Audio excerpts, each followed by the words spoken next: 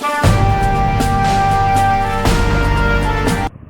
Morning. और previous session में हमने पढ़ा था बजट के बारे में, सेट के बारे में, बजट लाइन के बारे में, और बजट की जो इक्वेशन थी, बजट लाइन की इक्वेशन जो थी उसके बारे में पढ़ा था। आज हम बात कर रहे हैं ससेप्टिबिलिटी ऑफ बजट लाइन के बारे में। इसका हिंदी मीन होता है बजट रेखा की प्रवणता। प्रवणता बोला जाता है इसे।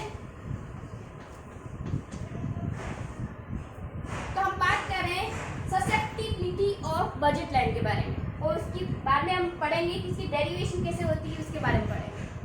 पहले बात करते हैं कि बजट रेखा की प्रवणता होती क्या है या उसे किस तरह से डिफाइन किया जाता है। तो बजट रेखा की जो प्रवणता होती है, बजट लाइन की जो ससेप्टिबिलिटी जो होती है, वो ये डिफाइन करती है, वो ये बताती है कि अगर किसी एक कमोडिटी में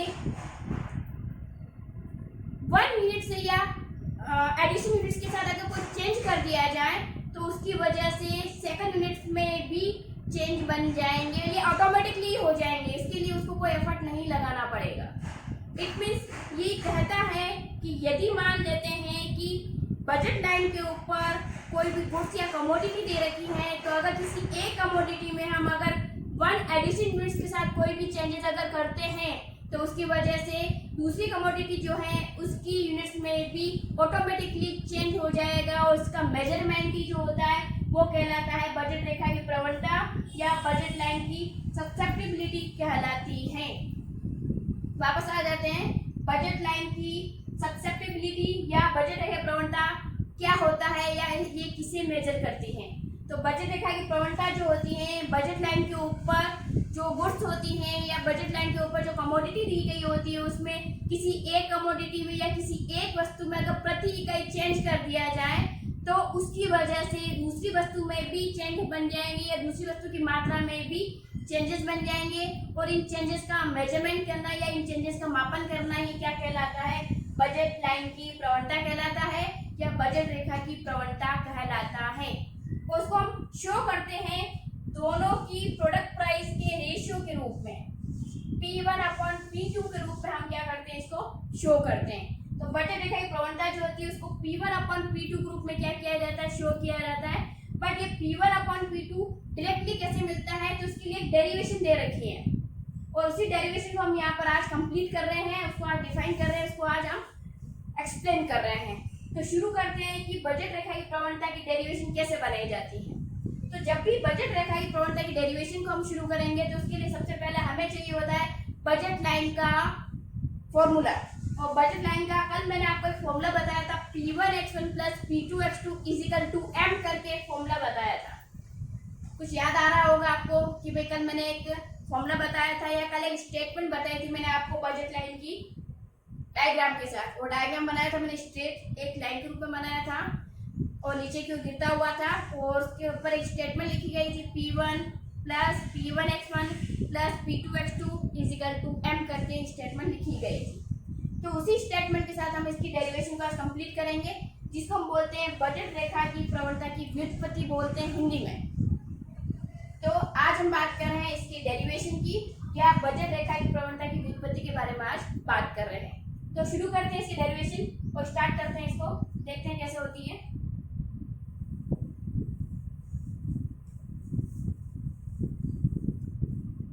सबसे पहले इसका जो फॉर्मूला है वो लिख लेते हैं हम, P1x1 + P2x2 = M। ये हमारा इसका फॉर्मूला दे रखा है, और इसी फॉर्मूले के साथ हम इसको क्या करेंगे, शुरू करेंगे। शुरू करने में हमने जो डेफिनेशन पढ़ी थी इसकी, उस डेफिनेशन में मैंने ये कहा था कि यदि किसी एक प्रोडक्ट की कमोडिटी के अंदर प्रति इकाई चेंज कर दिया जाए या 1 एडिशन यूनिट्स के साथ अगर चेंज कर दिया जाए या बदलाव कर दिया जाए, तो उसकी वजह से दूसरी कमोडिटी की क्वांटिटी में भी ऑटोमेटिकली चेंज आ जाएगा, और जितना भी चेंज आएगा उसका मेजरमेंट या उसका मापन जो होता है वही क्या होती है, इसकी ससेप्टिबिलिटी या प्रवणता होती है। इट मीन्स बजट रेखा की प्रवणता जो होती है वो ये मापन करती है, वो ये बताती है कि यदि किसी एक वस्तु में इकाई परिवर्तन या किसी एक वस्तु की मात्रा में अगर इकाई परिवर्तन कर लिया जाए तो उसकी वजह से दूसरी वस्तु की मात्रा में भी परिवर्तन हो जाएगा और इसी परिवर्तन का मापन जो होता है वो प्रवणता होती है। और फॉर्मूला हमने पढ़ा था P1/P2। तो चलते हैं इसी डेरिवेशन के ऊपर P1/P2 किस तरह से एक्सप्लेन होती है, किस तरह डिफाइन की जाती है।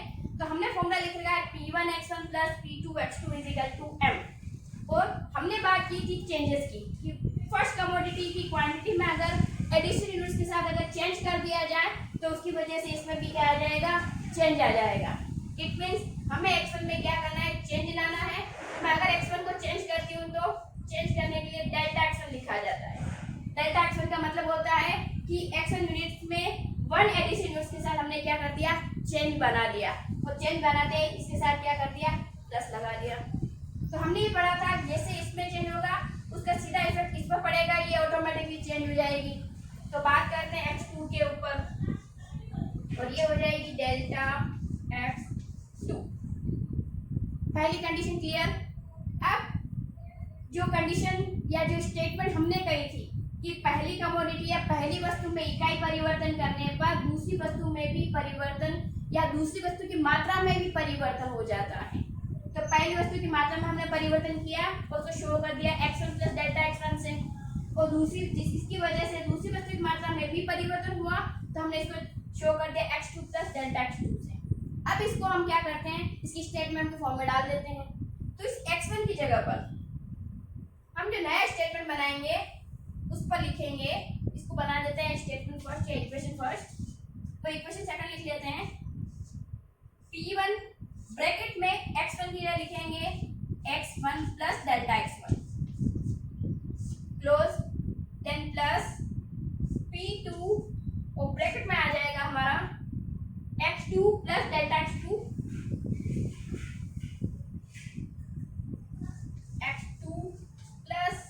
डेल्टा x2 और इजिकल टू f।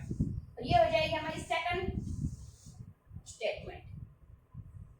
अब हम क्या करेंगे, सेकंड स्टेटमेंट में से पहली वाली स्टेटमेंट को क्या करेंगे, सब्ट्रैक्ट करेंगे, घटा देंगे, माइनस कर देंगे। तो जैसे ही सेकंड स्टेटमेंट में से फर्स्ट स्टेटमेंट अगर सब्ट्रैक्ट होती है, माइनस होती है, तो क्या बचेगा। तो पहले इसको हम खोल लेते हैं ताकि आपको थोड़ा सा इजी वे में समझ में आ जाएगा। P1 को x1 से मल्टीप्लाई करके खोल लेते हैं। P1x1 + P1 delta x1, then P2 के साथ भी खोल लेंगे P2x2 + P2 delta x2 is equal to m। अब थर्ड इक्वेशन में से फर्स्ट इक्वेशन को क्या करते हैं, सब्ट्रैक्ट करते हैं या माइनस कर देते हैं। तो जैसे ही थर्ड में से फर्स्ट को माइनस करेंगे तो ये और ये आपस में कैंसिल हो जाएंगे, ये और ये भी आपस में कैंसिल हो जाएंगे और ये भी आपस में कैंसिल हो जाएंगे। तो बचेगा क्या, बचेगा रिमेनिंग पोर्शन जो है वो रहेगा आपका P1 delta x1 + P2 delta x2 is equal to 0। अब इसको हम डिफाइन करेंगे। तो देखो डिफाइन कैसे होगा, ये मैं ऊपर लिख रही हूँ।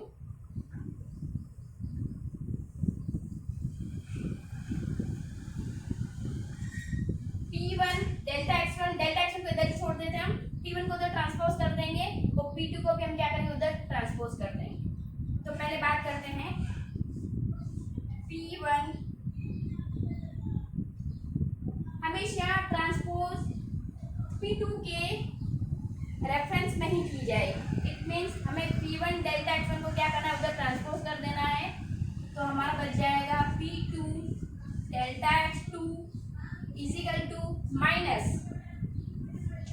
P1 delta x1। यहाँ तक क्लियर है आपका। वापस देख लीजिए, पहली स्टेटमेंट जो हमने इसकी लिखी थी, जो इसकी एक्चुअल स्टेटमेंट थी P1x1 + P2x2 is equal to m। फिर डेरिवेशन ये कहती है या प्रवणता ये कहती है कि हमें पहली वस्तु जो है उसमें इकाई परिवर्तन करना है इसकी मात्रा में। तो हमने इसकी मात्रा में इकाई परिवर्तन कर दिया और जैसे इसमें इकाई परिवर्तन होगा उसकी वजह से इसमें भी परिवर्तन शुरू हो जाएगा। तो हमने इसको चेंजेस हमने यहाँ पर शो कर दिया और ब्रैकेट में डाल के लिख लिया। फिर हमने इस ब्रैकेट को ओपन किया, खोला इसको, तो मल्टीप्लाई करके हमने इसको खोल लिया, इसको भी मल्टीप्लाई करके हमने खोल लिया। देन हमने इक्वेशन 3 में से इक्वेशन फर्स्ट जो हमारी प्रिंसिपल इक्वेशन दे रखी थी p1x1 + p2x2 = m, उसको हमने क्या किया, थर्ड में से फर्स्ट को सब्ट्रैक्ट किया, माइनस किया, घटाया हमने। घटाने पे p1x1 ऊपर उनसे कैंसिल हो गए, p2x2 भी कैंसिल हो गया, बच गया हमारा p1 delta x1 + p2 delta x2 = और m से m कैंसिल आउट हो गया, दैट इट में आ जाएगा 0। अब हमने क्या किया, हमेशा जो प्रवणता होती है p2 के रेफरेंस में ही करी जाती है, तो हमने p1x1 को क्या कर दिया, डेल्टा x1 को उधर ट्रांसपोज कर दिया, तो p2 डेल्टा x2 इधर बच गया, उधर ट्रांसपोज होने के बाद हो गया -p1 डेल्टा x1। अब इससे आगे इसको सोल्व करते हैं।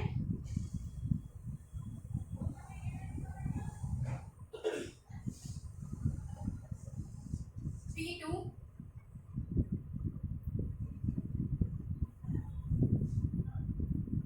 Delta x2 = p1 delta x1 upon p2 को उधर ट्रांसपोज कर देते हैं, तो ये p2 से साथ मल्टीप्लाई में पड़ा है, उधर जाएगा डिवाइड में आ जाएगा।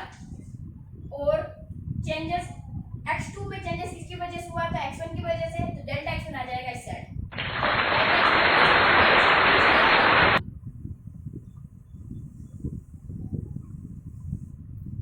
तो ये हमारा बन जाएगा delta x2 upon delta x1 = -p1 upon p2।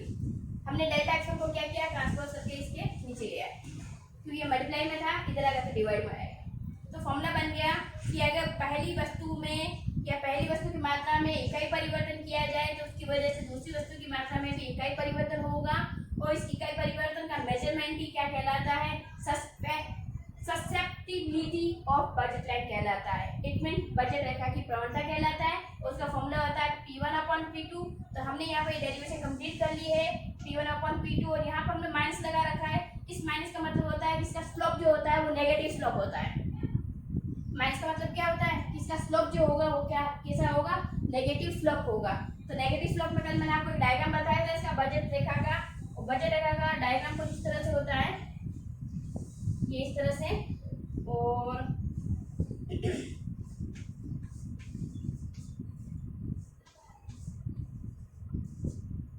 यहाँ हमने लिखा था p1x1 + p2x2 = m। तो ये थी हमारी बजट, ये कल हमने डिफाइन करके लिखा था, कंप्लीट किया था इसको। यहाँ पर कमोडिटी 1 और यहाँ पर कमोडिटी 2, ये कमोडिटी 1 की क्वांटिटी है, तो क्वांटिटी को हम शो करते हैं p/m1 से, और क्वांटिटी 2 को हम शो करते हैं p/m2 से। तो हमने यहाँ पर इसको लिखा है। तो ये थी हमारा इसका बजट लाइन का शेप। बजट लाइन का शेप कैसा है, देखो नीचे की ओर स्लोपिंग है, डाउनवर्ड्स है, इसलिए यहाँ पर नेगेटिव आता है इसका साइन। और ये दोनों जो होते हैं वो क्योंकि प्राइस का रेशियो होता है, इस प्रवणता स्लोप जो होती है, इस प्रवणता जो होती है वो प्राइस के रेशियो में शो होती है। तो p1/p2 होता है, जो मैं पहले ही बता दिया था p1/p2। बट ये आता कैसे, इसकी डेरिवेशन कैसे होती है, ये आज हमने इसको क्या किया यहाँ पर आपको एक्सप्लेन करके डिफाइन किया है। मैं आप अगर इसको उतारना चाहें तो एक बार उतार लीजिए, या फिर अगर आप पूरा होल उतारना चाहें तो मैं इसको पूरा एक बार होल लिख लेती हूँ, उसके बाद आप इसको ड्रॉ करके उतार लीजिए। तो ये मैंने आपके सामने इसकी प्रवणता को किस तरह से डेरिवेट करेंगे इसके बारे में पूरा डिटेल में लिखा है, एक बार आप समझ लें। p1x1 + p2x2 = m, ये हमारा बेसिक प्रिंसिपल था, बेसिक स्टेटमेंट थी अपनी p1x1 + p2x2 = m budget line की। अब हमने पहली कमोडिटी में क्या किया, 1 एडिशन यूनिट्स के साथ चेंज किया। इट मीन्स पहली कमोडिटी या वस्तु एक की मात्रा में हमने क्या किया, प्रति इकाई परिवर्तन किया। प्रति इकाई जैसे परिवर्तन किया तो उसकी वजह से दूसरी वस्तु की मात्रा में भी क्या हो जाएगा, परिवर्तन हो जाएगा। तो उसकी वजह से हमने इसको यहाँ शो किया है x1 + डेल्टा x1, और उसकी वजह से दूसरी इकाई में भी परिवर्तन हुआ, दूसरी वस्तु की मात्रा में इसको शो किया हमने x2 + डेल्टा x2। तो हमारा फॉर्मूला बन गया p1x1 + delta x1 + p2x2 + delta x2 = m। फिर जैसे चेंज हुआ उसके साथ हमने इसको क्या किया, स्टेटमेंट में स्लॉट करने डाल दिया, उसको सोल्व किया। तो सोल्व करने के बाद इसको ब्रैकेट को हमने ओपन किया, ब्रैकेट को ओपन करने p1x1 मल्टीप्लाई करके ओपन कर रखा है, p1x1 + p1 delta x1 p2 delta x2, और इस तरह से p2x2 + p2 delta x2 = m। फिर हमने इस थर्ड वाली जो हमारी इक्वेशन थी उसमें से पहली वाली इक्वेशन ये वाली, तो थर्ड इक्वेशन में से फर्स्ट इक्वेशन को हमको क्या करना है, सब्ट्रैक्ट करना है, माइनस करना है, घटाना है। तो हमने इसमें से इसको घटाया, तो p1x1 से p1x1 कैंसिल आउट हो जाएगा, p2x2 से p2x2 कैंसिल आउट हो जाएगा, और m से m कैंसिल आउट हो जाएगा। तो बचेगा क्या, p1x1 p1 delta x1 p1 delta x1, और बचेगा p2 delta x2 p2 delta x2, और इस में m से m कैंसिल हो जाएगा, फिर बचेगा 0। P1 delta x1 plus P2 delta x2 is equal to 0। और हमारा फॉर्मूला जो होता है इसका डेरिवेशन करने के बाद जो इसका प्रवणता का फॉर्मूला होता है वो होता है माइनस P1 अपन P2। तो आ जाते हैं इसके ऊपर x2 के रेफरेंस इसको शुरू करेंगे तो P2 डेल्टा x2 इधर ही रखेंगे और P1 डेल्टा x को ट्रांसपोज कर देंगे। ट्रांसपोज करने पर आ जाएगा माइनस P1 डेल्टा x1 और उसके बाद हम P2 को भी उधर ट्रांसपोज कर देंगे तो हमारा बनेगा delta x2 is equal to minus P1 delta x1 upon P2। और देन अगर x2 डेल्टा में इस तरह पड़ा है तो हमें इसको भी इधर लाके इसको शिफ्ट करना पड़ेगा, इसको ट्रांसपोज करना पड़ेगा। तो delta x2 upon delta x1 is equal to minus P1 upon P2। और यही होता है हमारी इसकी डेरिवेशन की भी एक बजट लाइन की प्रवणता जो होती है, बजट लाइन की प्रवणता जो होती है उसकी व्युत्पत्ति किस तरह से की जाती है। ये हो गया हमारा एडजस्ट फॉर्मूला जो हमें प्राप्त हो चुका है और हमारा फॉर्मूला है माइनस P1 अपन P2। मतलब दोनों ही जो हमारी कमोडिटी है उनकी प्राइस का रेशियो जो होता है या उनकी कीमत का अनुपात जो होता है, दोनों वस्तुओं की कीमतों का अनुपात जो होता है वही क्या होती है, बजट लाइन की प्रवणता होती है, बजट रेखा की प्रवणता कहलाती है। और उसका डायग्राम जो है वो मैं आपको इसमें शो कर देती हूँ किस तरह से बना। वैसे मैंने पहले बता दिया था, फिर भी एक बार हम इसको वापस ड्रॉ कर लेते हैं। तो एक बार आप चाहो उससे तो मैं 2 मिनट हट जाती हूँ, आप इसको एक बार उतार लीजिए, इसको चेक कर लीजिए। 2 मिनट का टाइम दे देती हूँ मैं आपको, इसको कंप्लीट कर लीजिए। उसके बाद हम चलते हैं बजट लाइन के डायग्राम के ऊपर और उसको आज कंप्लीट कर लेते हैं।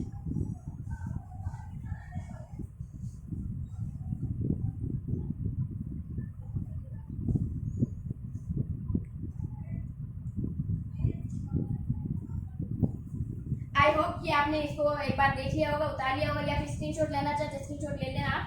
अब हम चलते हैं इसके लास्ट इसके डायग्राम के ऊपर और डायग्राम बना लेते हैं हम इसका। वैसे मैंने कहा इसके पहले जो पढ़ाया था उसमें मैंने आपको इसका डायग्राम बना दिया था, पर फिर एक बार मैं आपको बता दूं इसका डायग्राम किस तरह से मेंशन होगा और किस तरह से आपको बना के आना है। और डायग्राम के साथ इसको आप कंप्लीट करें पूरा, तो ये आपकी डेरिवेशन को कंप्लीट हो जाएगी। उसमें एक भी मार्क कटने जैसा नहीं रहेगा आपका।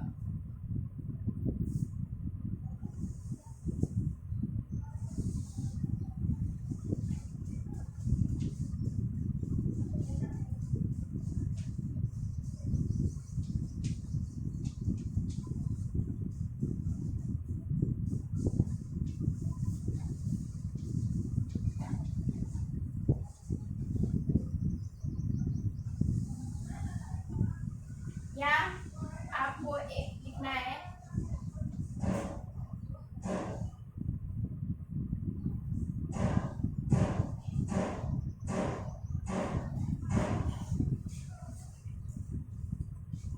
M अपॉन P1 लिखना है, सॉरी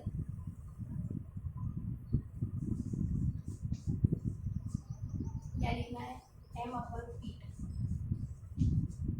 ये आपकी बजट लाइन उसकी इक्वेशन डालनी है।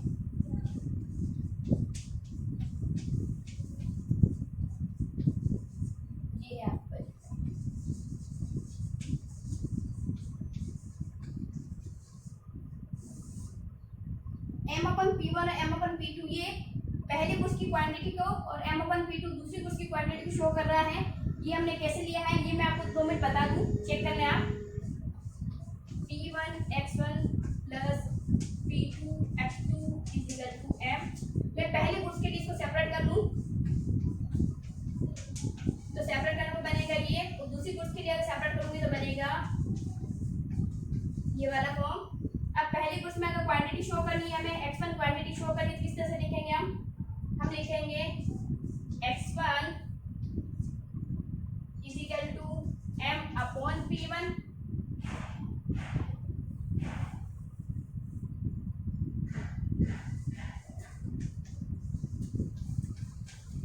तो ये देखो ये क्वांटिटी शो कर रहा है कमोडिटी 1 की, और हमने यहाँ लिखा है इस डॉट के ऊपर M अपॉन P1।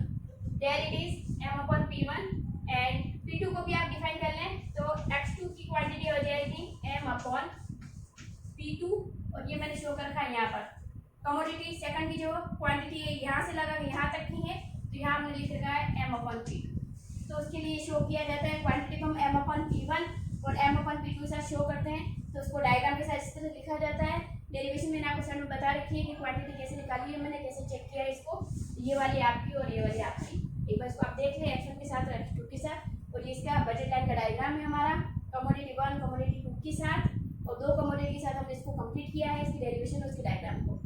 तो आज का हमारा ये बजट लाइन की डेरिवेशन जो थी वो आज हमने कंप्लीट कर ली है। बजट रेखा की प्रवणता को आज हमने कंप्लीट किया है। अब हम नेक्स्ट सेशन के साथ बात करेंगे कि बजट लाइन में चेंजेस किन किन वजह से होते हैं, किस तरह से बनते हैं, उसमें इक्वेशन किस तरह से चेंज होगी। तो हम नेक्स्ट सेशन के साथ चलेंगे बजट रेखा में बदलाव के कारण और उसमें बदलाव किन किन वजह से होता है, किन किन तरह से होता है, उसके बारे में पढ़ेंगे। तब तक हमारे साथ बने रहिए। इकोजेड को लाइक करिए, शेयर करिए, सब्सक्राइब करिए और आपको अगर कोई भी क्वेरी है अगर इससे रिगार्डिंग तो प्लीज़ मेरे कमेंट बॉक्स में जरूर लिख के डालिए। तब तक के लिए